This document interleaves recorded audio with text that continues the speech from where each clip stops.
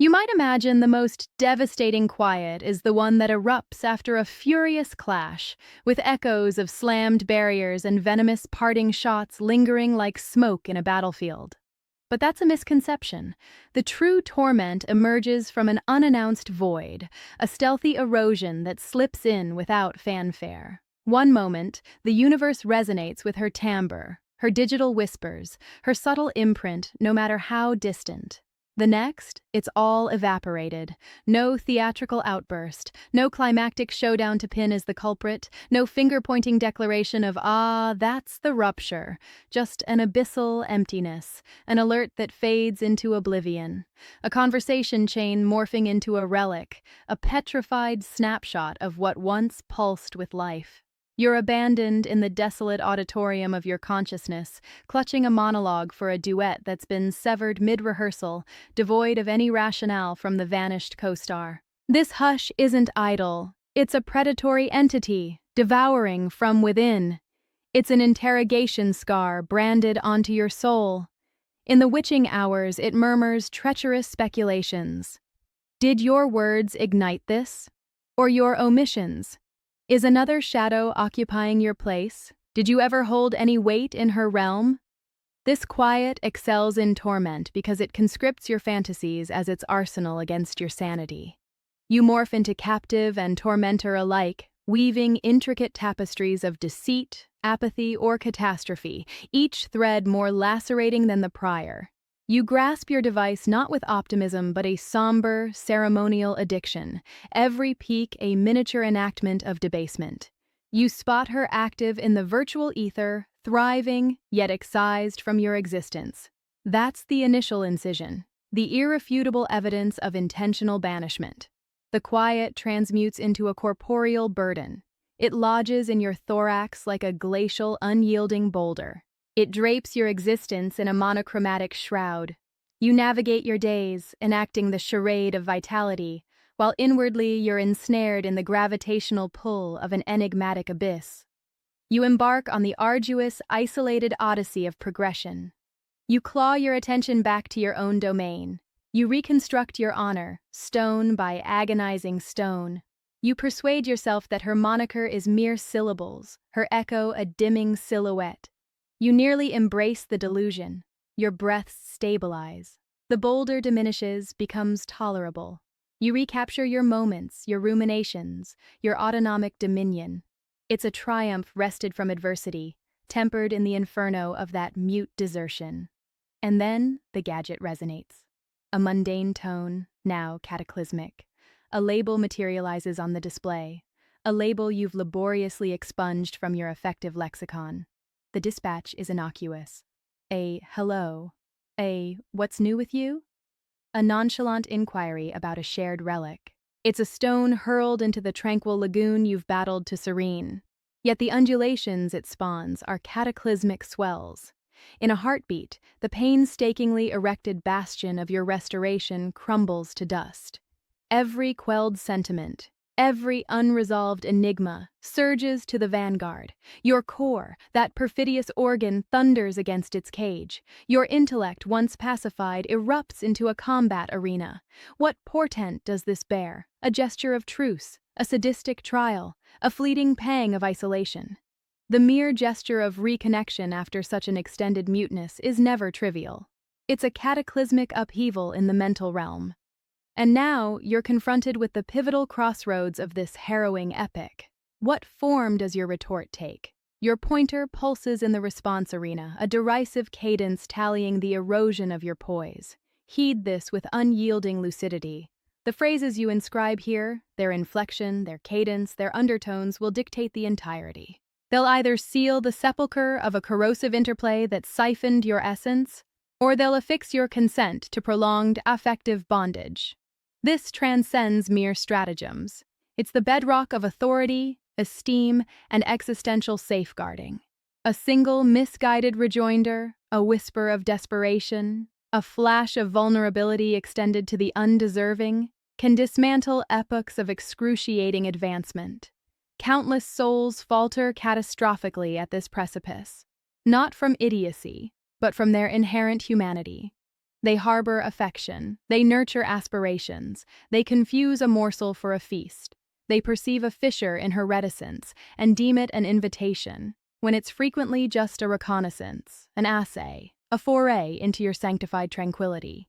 In this discourse, we'll vivisect this precise instant with forensic acuity. We'll traverse the shadowy existential verities that orchestrate these resurrections. We'll equip you not with deceptive artifices, but with an impervious comprehension and ascetic scaffold to counter in a manner that restores your dominion, heedless of her machinations. This concerns functioning from a tenet so immutable that the denouement fades into insignificance. You'll either depart with your integrity reinforced, or advance into an altered interplay eternally tilted toward your ascendancy. The volition and the supremacy must reside squarely with you. Before we plunge into the intricacies of this fateful nexus, if this conduit has served as a beacon amid the cacophony of banal counsel, weaving itself into the tapestry of your ethos, then contemplate anchoring it there. Enlist in the fellowship, endorse this exposition, and crucially, etch a remark beneath declaring your metropolis.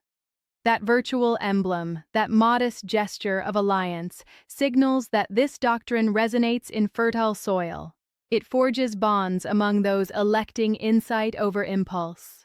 Your patronage sustains this profound, often disquieting labor. I honor each of you profoundly. Now, let us eviscerate the mirage. Let us pulverize the most perilous and soothing delusion that ignites when her identifier illuminates your interface. She didn't extend this tendril because of some grandiose, epic revelation regarding your essence. She didn't transmit because she was assailed by amorous yearning, pursued by the specter of your shared chronicle. These are the fables we spin to imbue the prior muteness's anguish with purpose. We crave for the torment to have been an indispensable forge for her enlightenment. The unvarnished truth is more frigid, more cerebral, and infinitely more pragmatic to internalize.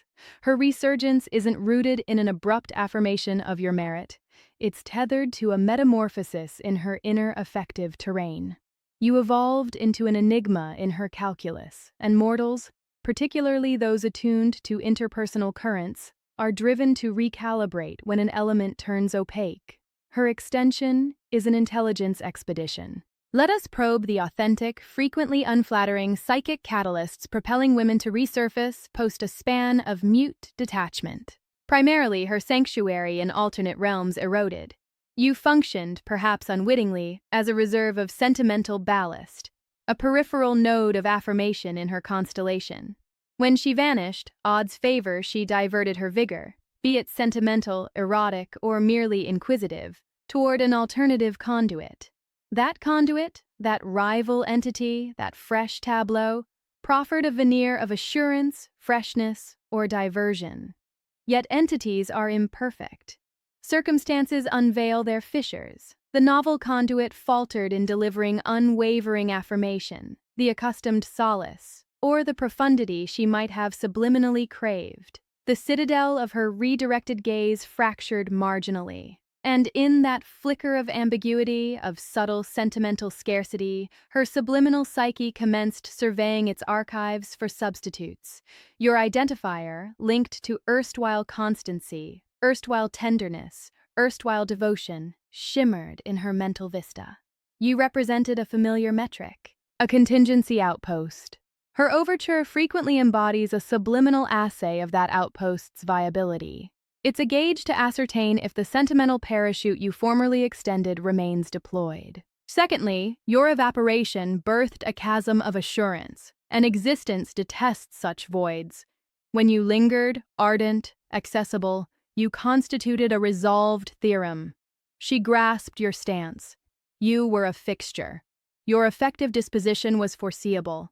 Your commitment was transparent. This foreseeability, though reassuring, also tolls the knell for fascination. When you imposed reticence, genuine, aloof reticence, you transmuted from fixture to anomaly. You evolved into an unresolved riddle in her life's compendium. What occupies him? Is he wounded? Enraged? Has he transcended? Does he ponder me at all? This informational deficit grows psychically unbearable across epochs. Her cognition, pursuing resolution for dangling effective circuits, will inexorably strive to seal the breach. The overture is an endeavor to suture the circuit, to reclassify you, to relegate you to a familiar compartment. It's not invariably fueled by longing for you, but by an entrenched cognitive imperative for wholeness and reinstated predictability in her interpersonal cosmos. Thirdly, her reservoir of affirmation dwindled. This is a merciless yet indispensable axiom.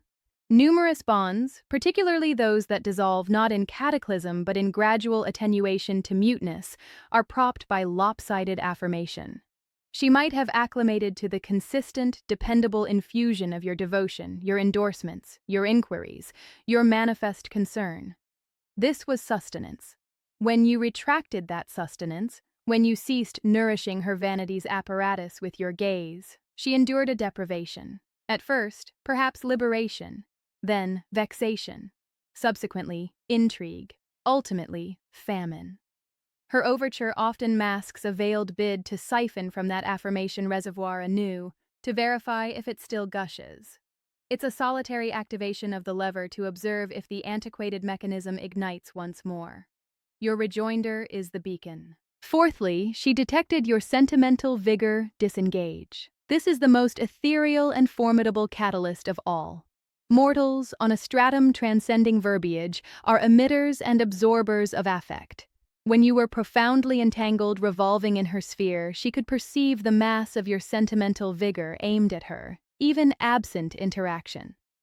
It was a subdued resonance humming in her life's backdrop.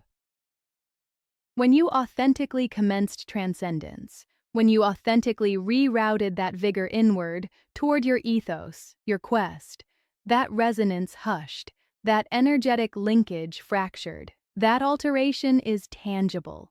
It engenders a mute chasm where once linkage thrived, no matter how malformed.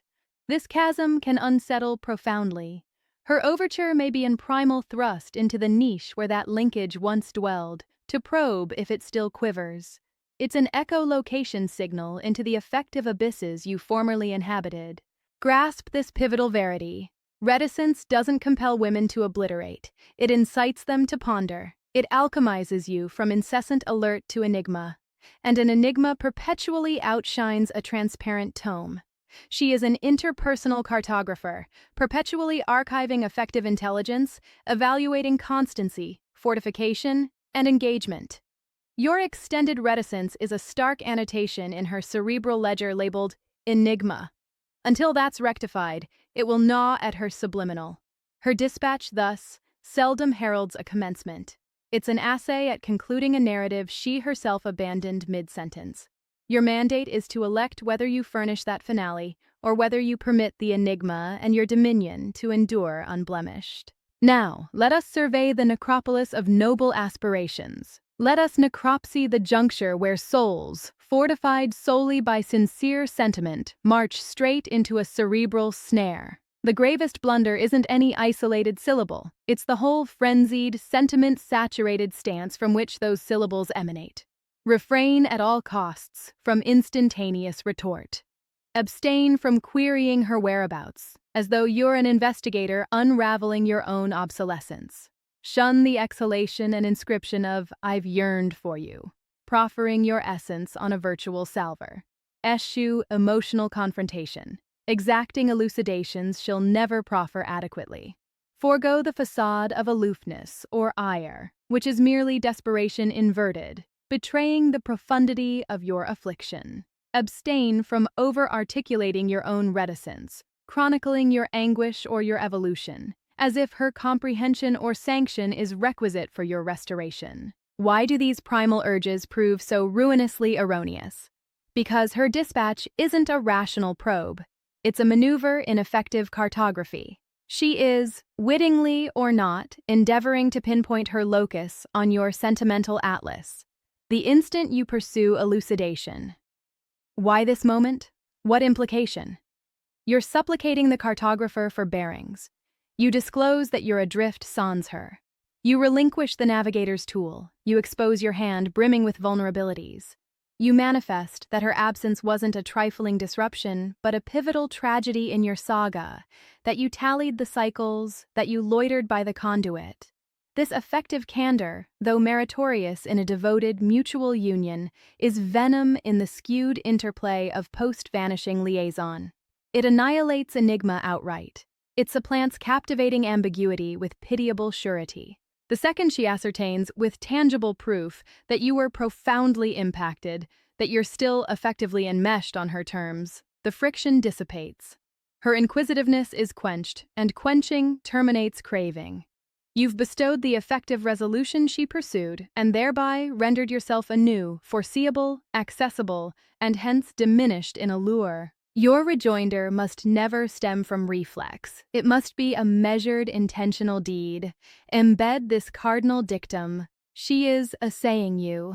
The hello isn't a salutation. It's a censor. It's a diminutive, refined, cerebral emissary dispatched into your domain to amass data on your affective condition. She inquires, sans inquiry. Does he still crave me? Did my departure scar him? Has he advanced? Is my sway over him unbroken? Do I retain primacy? Your concise utterance will transmit the resolution to each of these enigmas. Most souls, via their fervent sentimental retorts, transmit a frantic, affirmative, I crave you. Affirmative, you lacerated me. Negative, I haven't advanced. Your sway is supreme. You reign paramount. This is the clamor of advantage forfeited. Envision it through the prism of somber ascetic veracity. Her transmission is a vanguard piece advanced on the strategic grid. The novice, propelled by sentiment, promptly forfeits his paramount asset to seize it, proclaiming, "Behold, I influence the contest." The adept scarcely regards the vanguard. He executes a composed, expansive maneuver on a distant quadrant, signaling that the vanguard's progression merits scant heed, that his vision is vaster, that his focus is precious. He compels her to commit further for a counter. This transcends contest. It's the doctrine of rarity imposed on effective vigor. What abounds, your restless devotion, bears no worth. What rarefies, your aloof, unperturbed aura, ascends to inestimable. This ushers us to the inviolable ethos you must engrave into your essence ere your digits graze the controls. You aren't countering her dispatch, you're granting entry to your aura. She extended because the antecedent condition, your reticence, generated a tension she deemed imperative to alleviate. Thus, abstain from shattering the very structure that summoned her return. You must embody serenity, anchored, unhurried, unfettered. This isn't feigning apathy, it's embodying apathy, where apathy denotes not absence of concern, but absence of craving. It's the tranquil epiphany that your merit, your equilibrium, your path hinge not on her reinsertion into your chronicle. This is an inward citadel, a bastion of autonomy. When you retort from this citadel, your utterances bear an altered gravitas. They're unburdened by concealed aspiration, quivering expectancy, or muffled fury. They're pristine, impartial. They convey the essence of a being who is integral unto himself. And that integrality, that mute completeness, draws like a lodestone those who perceive their own fragmentation. Now, we converge on the operational nucleus, the interval of anticipation. How protracted should you permit that dispatch to linger? Here's the unadorned verity, divested of artifice. Anticipation isn't retribution for her. It's effective modulation for you. You retort when composure reigns, balanced, when the primal surge of vitality hormone subsides, when your pulse normalizes, when you've re-anchored in your existence's fabric. For myriad contexts, several hours suffice. It's an organic span. It's the interval a preoccupied, ethos-propelled individual would inherently claim. The anticipation interval is the bulwark between the primal cortex, the archaic neural web howling with archaic bonds and dread, and the evolved cortex, the frontal lobe, adept at stratagem, honor, and reasoned election. When her identifier manifests, physiology intervenes. Compounds inundate your framework. Phantoms of archaic affections rouse.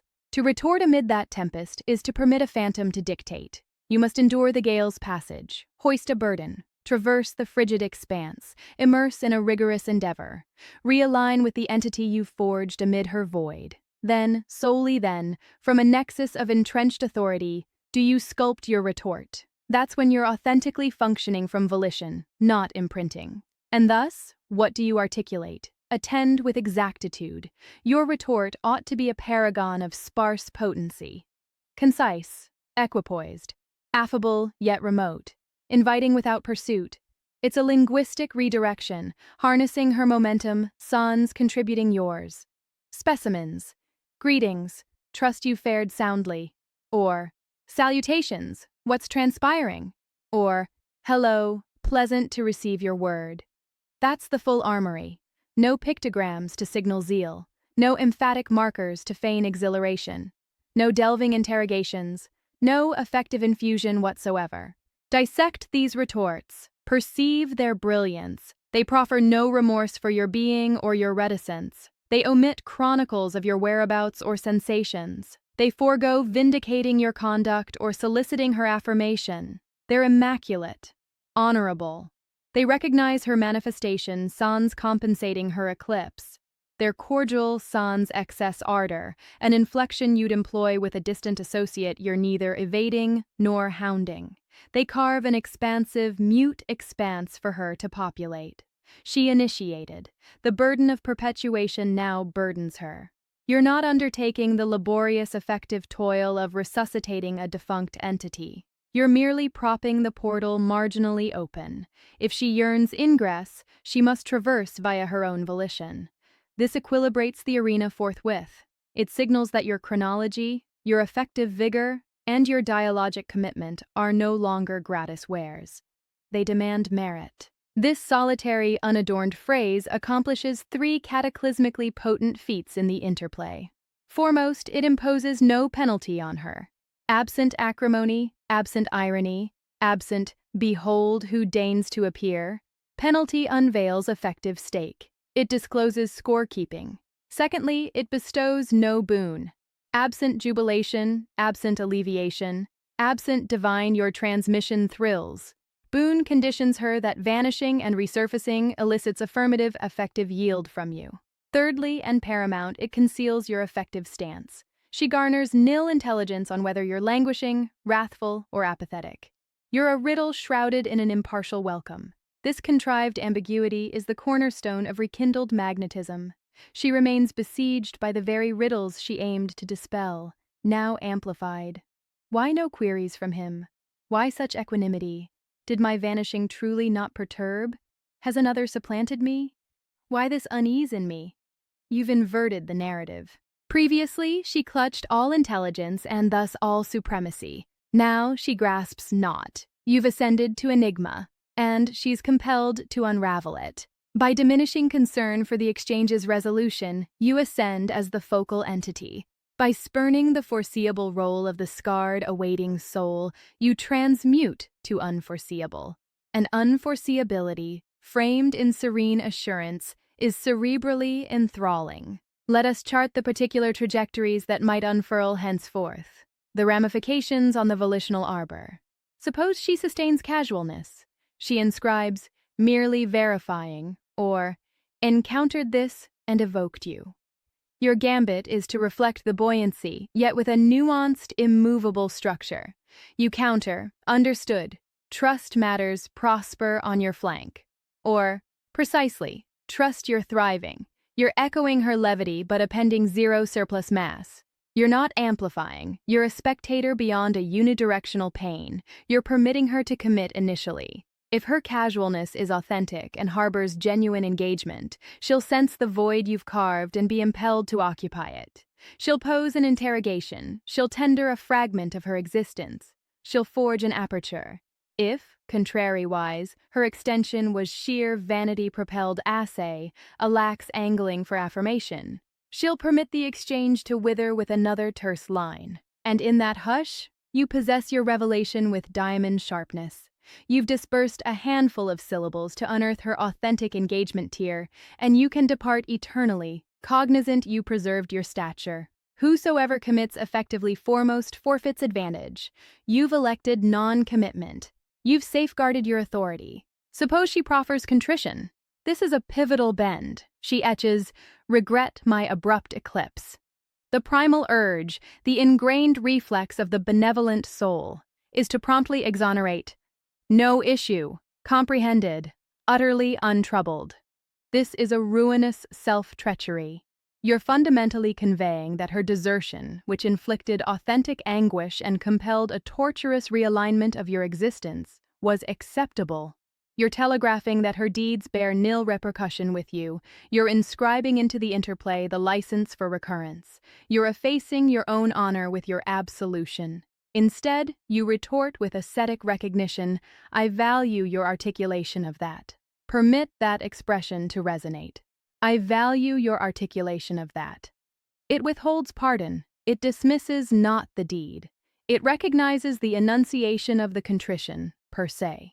It conveys, I acknowledge your gesture of responsibility. The merit of my pardon, however, isn't claimable via verbiage solo. It's a bounty to be merited through steadfast, credible deeds.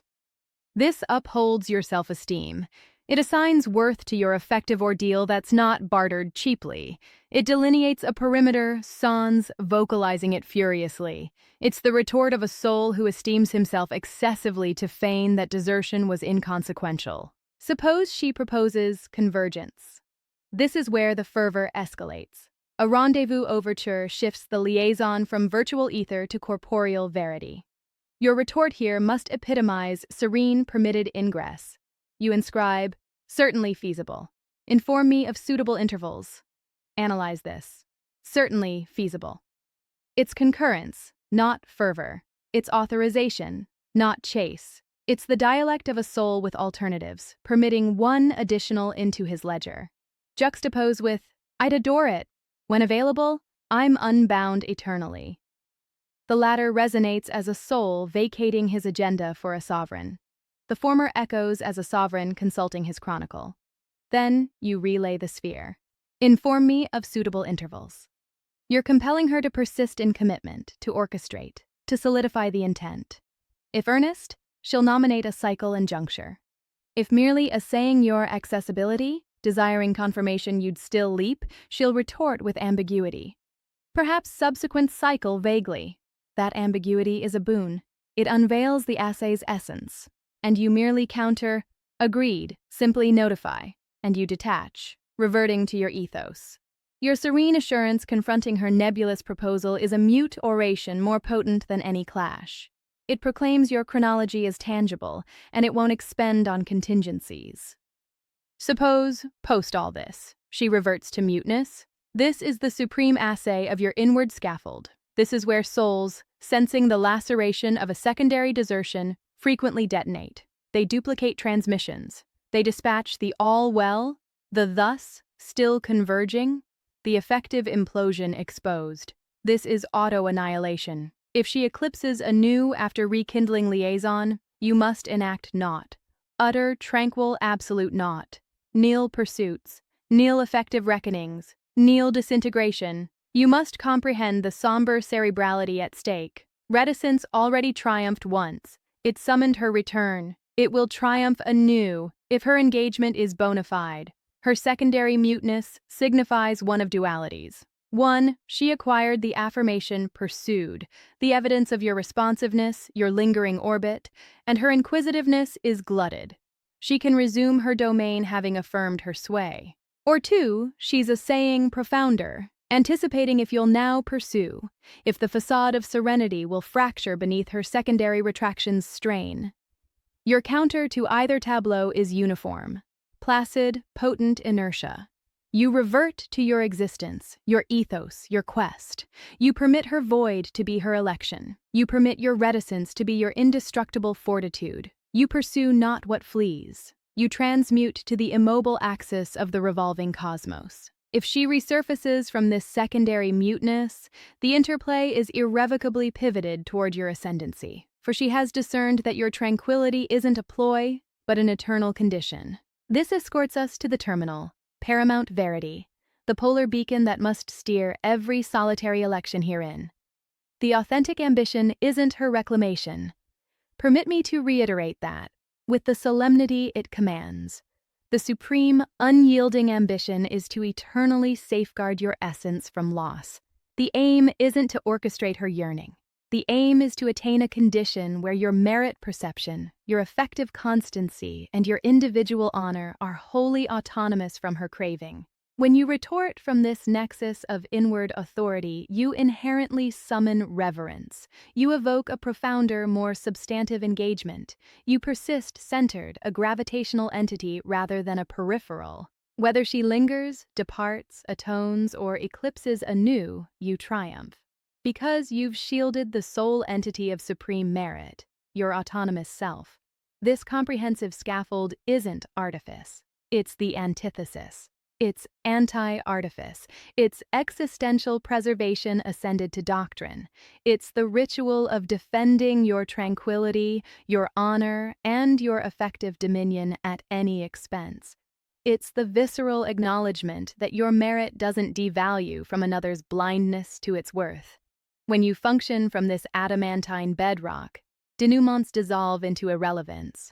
You're no longer vending conviction, suasion, or coercion for another's desire.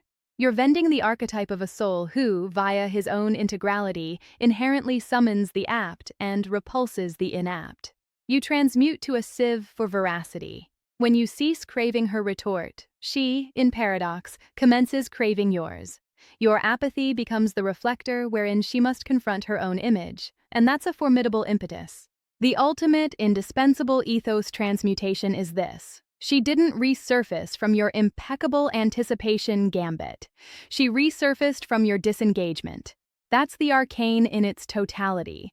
Not ploys, not ruses, not rehearsed utterances. Effective mastery.